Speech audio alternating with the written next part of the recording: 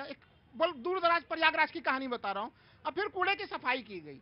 तो देखिए हमें लग रहा है कि हर चीज का कैमराकरण इतना ज्यादा हो गया और उसका राजनीतिकरण इतना ज्यादा हो गया कि मूल संदेश जो पहुंचना चाहिए मैं इसे मान लेता हूं समस्या की जड़ हमें। जी अवधेश जी, मैं आपसे एक ओपनिंग रिमार्क लेना चाहता हूं। आइए कि आखिर स्वच्छता अभियान से मैं तो ये मानता हूं, और मेरा ये व्यक्तिगत तौर से मानना है कि गांव में कस्बों में निकलने वाला जो मैं पहुंचता हूं वहां पे, और मैं वो जो देखता था शाम को, जो दृश्य देखता था, वो मुझे बहुत आहत करता था कि मैं अक्सर यहां पे शो में कहता हूं, गाड़ियां निकलती थी, गाड़ियों की लाइट के सामने महिलाएं बैठी रहती थी शाम को, जैसे गाड़ी की लाइट पड़ी वो उठ जाती थी।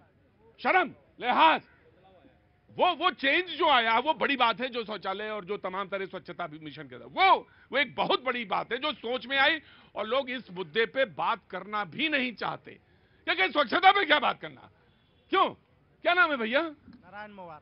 नारायण मोवार। मोवार, कहां से रहने वाले हैं? आरा बिहार। आरा बिहार के। स्वच्छता पे कुछ बोलोगे जी। कि राजनीति पे बोलना है? नहीं, राजनीति पे नहीं, स्वच्छता पे। स्वच्छता पे काफी बदलाव हुआ है पहले से। हमारे मोदी जी के तहत मान के चलिए स्वच्छता मिशन के अभियान, जो शौचालय हर घर में पहुंच रहा है, काफी लोग उससे खुश हैं। राइट, मैं आया जी, जनाब आली। देखिए, भारत तो वैसे स्वच्छता और पवित्रता हमारे यहाँ हर चीज के मूल में रहा है, और वो मूल ही इसकी शक्ति रही है। जब हम दुनिया के लिए रास्ता दिखाने वाले देश थे, इसकी स्वच्छता को देख के ही अरबी विद्वान जो थे मोहम्मद साहब के से 4000 वर्ष पहले तुरफा, उन्होंने कहा था कि हे खुदा, मुझे सारी जिंदगी लेकर एक दिन उस हिंदुस्तान में पैदा कर दो, क्योंकि वहां के लोगों की सत्संगति से अंदर बाहर की शुद्धि आती है, और जन्म जन्म के मतलब सदा लगातार जन्म लेने से भी मुक्ति मिलती है। तो शुद्धता की कल्पना में ही हर चीज रहा है, उसको छोटा बड़ा, ये जो गांधी जी की बात करते, गांधी जी ने शुद्धता को केंद्र बनाया ही था कि जिस भारत का हमको निर्माण करना है उसको आश्रम से दिखाओ। और जब सरोजनी नायडू जैसी इतनी मतलब वो संपन्न महिला गई, तो पहले वो भैया ये काम करो, जो भी जाता था अपना शौचालय बाल्टी लेके जाओ, खुद साफ करो। उस समय आज का शौचालय नहीं था, प्रतिदिन वो खुदाई होती थी और उसमें से लेके जाते थे। तो देखिए, पहले तो इसकी उपलब्धि पर बात करें जो आप पूछ रहे थे, ये बात सही है कि इस समय अगर आप देखेंगे तो अब गांवों में वो स्थिति नहीं है, क्योंकि 11 करोड़ 65 लाख के आसपास जो है शौचालय गांव में बने हैं। गांव में, शहर की बात नहीं कर रहा हूं, गांव में बात कर रहा हूं। और 6,35,000 से ज्यादा गांव खुले में शौच से मुक्त हुए हैं। ये कल्पना नहीं थी, आज लगता है कि हो गया है, इसलिए बहुत लोगों को लगता है कि अरे क्या है, लेकिन किसी ने सोचा नहीं था कि कोई सरकार आएगी। अमिताभ बच्चन लगते थे लोगों को कि शौच कैसे जा रहा है, विज्ञापन में आ रहा है, महिलाएं को चिढ़ाओ, उनको रोको उनको, और लोग धीरे धीरे धीरे धीरे आदत पड़ी हुई थी, धीरे धीरे आदत छुड़ाना। और अब मैं देखता हूं कि लोगों के अंदर, जैसे मैं भी उसका एक एम्बेसडर था। क्या बात है भैया? सर मैं झूठ नहीं बोल रहा, पहले कहा 2014 से एनएफटी मैं हूँ। मैं आऊंगा तुम्हारे पास, सारी स्टोरीज मूवीज की, और एनएफटी मैं हूँ सर। मैं समझ गया। क्या नाम है तुम्हारा? जितिन। जितिन, एनएफटी, मैं समझ गया तुम्हारी बात। वो उसके पीछे खड़े हो, मैं आता हूँ तुम्हारे पास। मुझे बंद करा दो, मैं यहीं पे हूँ। हाँ, मैं बंद करा दूंगा तुम्हें, निश्चित तौर से बंद करा दूंगा, मैं तुम्हें निश्चित तौर से बंद कराऊंगा, लेकिन वहां चलो जी, पहले नशा थोड़ा कम किया करो जी, चलो वहां पे खड़े हो।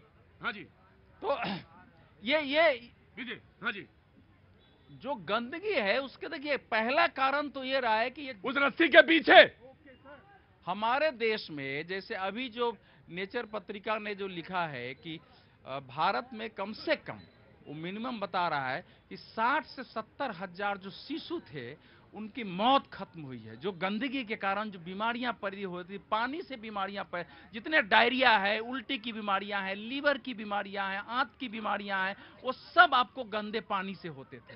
तो उसमें कमी आई है। और ये बताया है कि गांव के जो परिवार हैं, ये विश्व स्वास्थ्य संगठन ने कहा है, केवल स्वास्थ्य में एक परिवार में अगर औसत निकाला जाए तो कम से कम स्वास्थ्य का खर्चा 50,000 रुपया बचा है।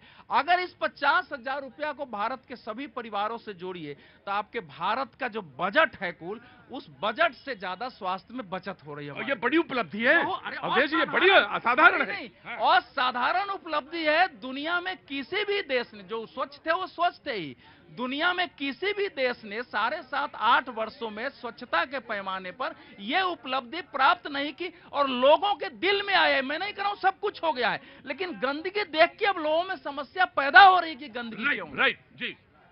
देखिए, बड़े लंबे चौड़े आंकड़े रखे गए, मैं पार्टी का नाम फिर नहीं लूंगा, लेकिन ऐसा कोई वो नहीं है कि मैं कसम थोड़ी दिला दी मैंने आपको। जमीनी स्तर पे अभी जो एक शौचालयों की क्या स्थिति है, कितने % शौचालय काम कर रहे हैं, ओडीएफ कागजों पे कितना ज्यादा है, ये चीज। और सबसे एक महत्वपूर्ण चीज मैं कहूंगा, अभी भी भारत में सफाई कर्मचारियों की स्थिति क्या है। अरे उससे संबंधित कितने आधुनिक टेक्नोलॉजी आ चुके हैं, लेकिन फिर भी अभी भी सीवर सफाई में अगर उनका निधन हो जा रहा है, मौत हो जा रहा है इस 21वीं शताब्दी के विकसित भारत में, तो क्या ये चिंता प्रकट करने लायक स्थिति नहीं है? उस मामले में पिछले 10 वर्षों में क्या स्थितियां बनी, वो मुझे तो कहीं कोई तरक्की की स्थिति नजर नहीं आ रही है। ओडीएफ वाले कितने प्रतिशत हैं, कितने राज्य उससे और केंद्र शासित, यह भी एक बहुत बड़ा आंकड़न है सर। वो ऑन पेपर ज्यादा है। मैं तो कहूंगा हमारे नीति निर्माता और हुक्मरान ज्यादा दूर कहीं ना जाए, दिल्ली एनसीआर का ही हेलीकॉप्टर से ही सर्वे कर ले। वो ये जो महानगरों में जो वो तो बहुत ही दर्दनाक घटना है कि आज भी अगर सफाई कर्मचारी, वो तो है ही है, उसमें आपसे सहमत, लेकिन उसके कारण इसी दिल्ली में हम लोग तो पहले से रह रहे हैं।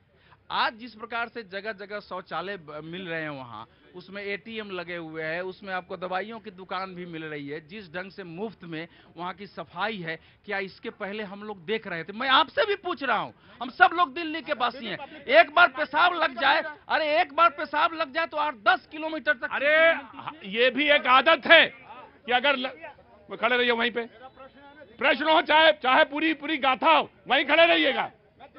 अरे आप दिल्ली क्यों, कहीं क्यों?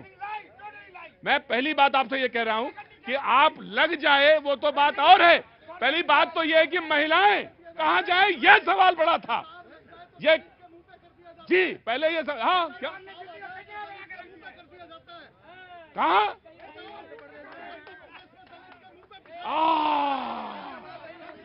जी आ गया, मैं आ गया, जाओ। प्रतीक जी, आज से सिर्फ 1 दशक पहले, केवल 1 दशक पहले भारत की 60% जो जनता है, वो जो दलित समाज, वो कहीं के कौन सी फिल्म में काम किया इन्होंने कहीं पे, और वो फिल्म वाले आ गए हैं, ये इनको नशा लग गया फिल्म का। हाँ जी, हाँ जी। वहीं खड़े रहो। आज से केवल 1 दशक पहले भारत की 60% जो जनता है, जो दलित समाज है, जो पिछड़ा समाज है, जो आदिवासी समाज है। अच्छा, क्या हो गया? अरे क्या हो गया? अरे पहले तो आपका इलाज हम करवाएंगे, इसके बाद ब्रेक में जी।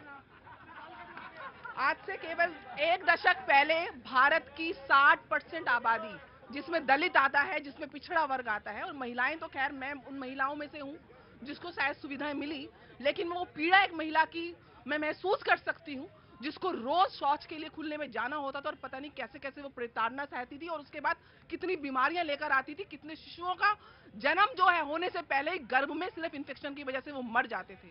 डायरिया की वजह से 60 से 70 हजार बच्चे मरते थे। लेकिन आज मैं सिर्फ मैं किसी पार्टी का नाम नहीं लेना चाह रही, लेकिन मैं अपने प्रधानमंत्री का नाम जरूर लूंगी कि एक वो पहले प्रधानमंत्री आजाद भारत के बाद 7-6 दशक के बाद उनको ये कर्तव्य बोध हुआ कि देश के अंदर इतनी तरक्की, आप सारे युगों की बात करते हैं, टेक्नोलॉजी की बात करते हैं, लेकिन एक प्रधानमंत्री ने लाल किले के प्रांगण से बोला कि किस प्रकार से हम एक स्वच्छ भारत अभियान के शौचालय की जैसे कि बेसुविधा। मैं आता हूं, मैं सवाल